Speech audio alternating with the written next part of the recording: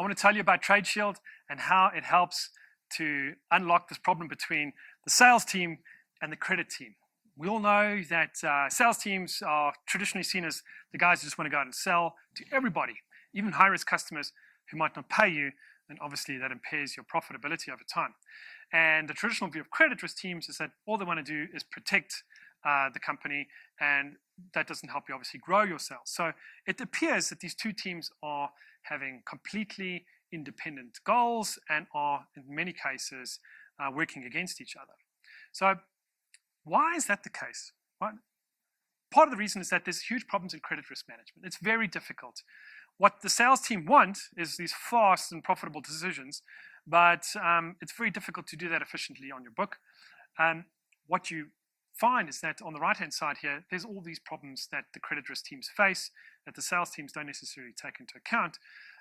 Firstly, the data is messy and it's all sorts of places, right? You have multiple data systems within your own company, but then you're also pulling data from suppliers of information.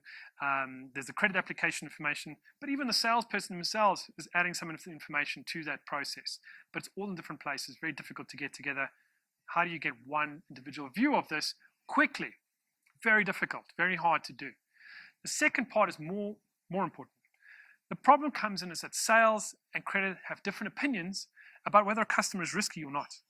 They essentially have different models, you could say, so to speak. The sales team have usually a model that's very risk-loving. They don't seem to worry so much about certain issues. And the credit risk team sometimes is overly risk-averse, worrying too much about certain problems and not seeing the opportunities. Right? And there's no single model which both of them buy into. And I'll come to that in a moment. Because then there's also no technology that helps to get all this information together and be able to manage this credit and sales strategy as a holistic single process, right? And it becomes very resource intensive. Sales teams hate it that credit risk teams take very long to get them the answer. Sometimes it can take a week to get an answer to a customer, and you're desperate to make the sale. So I, of all people, understand this, hugely. But what we've got is we've got the opportunity now to bring these two worlds together, because TradeShield helps to collect and aggregate data from multiple different sources to give you one view of the customer that both sales and credit can agree on. It will build predictive analytics, so you don't have to rely on the salesperson's view or the credit person's view, right? It will use predictive analytics that will tell you the likelihood of somebody paying on time or the likelihood of them going out of business.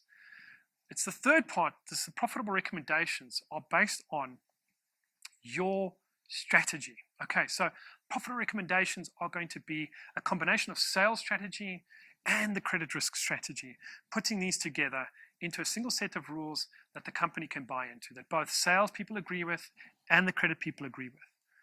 Hopefully. I'll get to the last part is where you're going to work on this. But then once you source and aggregate the data from those customers and you run the predictive analytics, it's going to give a recommendation that takes into account all of these rules. It's tailored to your particular business, tailored to your sales strategy, what you want to achieve, tailored to your credit risk policy, how you want to protect your business. Right? And then finally, once it's in a system, instead of in people's heads, you can now review that every month, every quarter. Which rules are working well for us as a business? Which are generating the most profit, right? Are we losing profits because these customers, although they seem good at first, tend to pay badly, go out of business? Or are we losing profits because we are setting our limits too low and being too restrictive for customers who would have paid well and who would have generated more profit for us? That's what you can then review, both as a sales and credit team together, update the rules or work on the models. We do that together with our clients, but it's an integrated system within TradeShield. And that's the power of this. So now when a new credit application goes out, we've digitized that process. The second step is to get some of that additional information.